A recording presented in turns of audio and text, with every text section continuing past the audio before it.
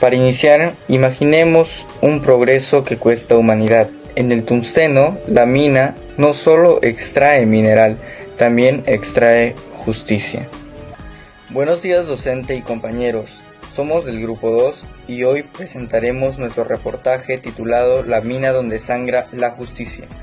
Tenemos como propósito de analizar la crítica social que realiza César Vallejo en su obra y novela El tungsteno. Por consiguiente, paso a presentar el título de nuestro reportaje, que es El tungsteno, la mina donde sangra la justicia, titulado así por la obra e inspirada en El tungsteno, novela escrita por César Vallejo. En este sentido nos preguntamos, ¿puede llamarse progreso cuando el mineral vale más que la vida? Para comenzar, la obra denuncia el dominio económico extranjero, representado por la compañía The Mining Society, que toma el control de las minas de Colca y explota brutalmente a los trabajadores. De esta forma, Vallejo muestra cómo los intereses externos no solo controlan la economía, sino también rompen el equilibrio social y ético de un pueblo que antes vivía en calma. Por consiguiente, se evidencia que la ambición económica se impone sobre el valor de la vida humana. También aportaría con una idea secundaria que se observa cuando la narrativa describe que el dinero foráneo perturba la vida serena de Colca. Habla de cómo transforma a la comunidad en sumisa y ambiciosa, lo que confirma que el impacto no es solo laboral, sino también moral y social. Posteriormente, César Vallejo critica la complicidad de las élites criollas frente al abuso minero. Personajes como José Marino y Leonidas Benítez aparentan tener una moral correcta, pero actúan guiados por su propio beneficio económico. En la novela, Marino engaña al indígena mediante un intercambio injusto, demostrando que la desigualdad nace de la misma sociedad peruana y no solo por el dominio extranjero. Con esto, Vallejo nos demuestra que cuando quienes tienen el poder guardan silencio o se aprovechan del débil, la injusticia se normaliza y la humanidad se pierde por ambición. Del mismo modo, la novela también resalta la dignidad y el humanismo del pueblo indígena. Esto se ve especialmente en los Soras, que a pesar del despojo, el abuso y todo lo que sufren, mantienen valores como la solidaridad, el trabajo y una pureza moral que contrasta totalmente con el egoísmo de los opresores. Y finalmente, Vallejo es muy claro, no puede haber un verdadero progreso si la vida humana vale menos que un mineral.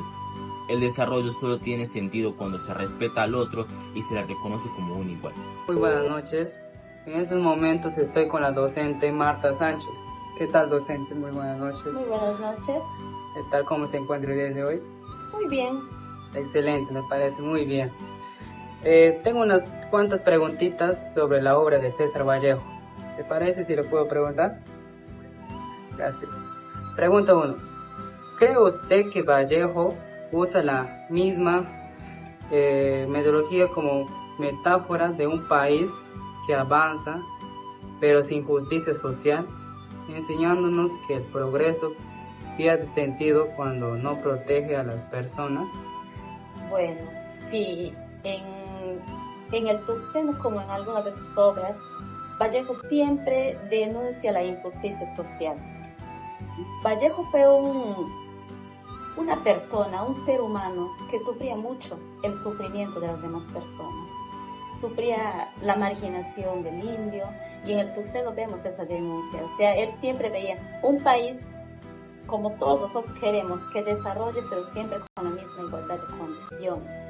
Y eso no sucedía en esta obra, ¿no?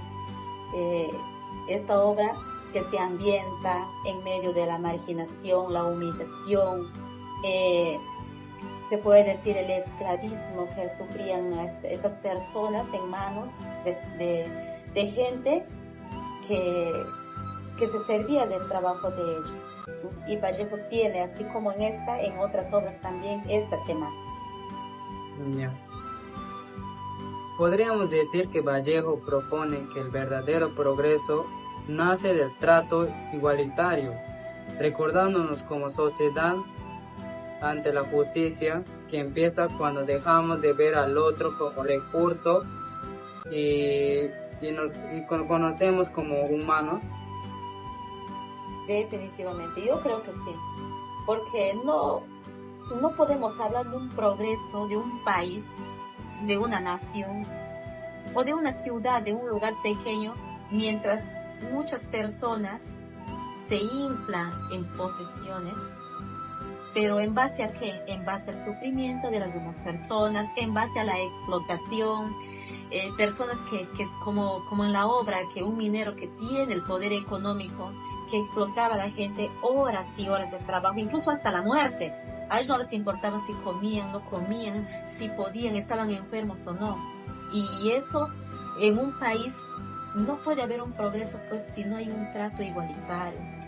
Si es cierto que mucha gente hace empresas con el esfuerzo, pero también tiene a gente que depende de ese trabajo. Entonces, sí, una persona que está en un lugar más alto, esa persona necesita de la persona que está en un lugar más, de los trabajadores en este caso. ¿Y qué necesitan ellos? Un buen trato, necesitan tener buenas condiciones para poder trabajar de mejor manera.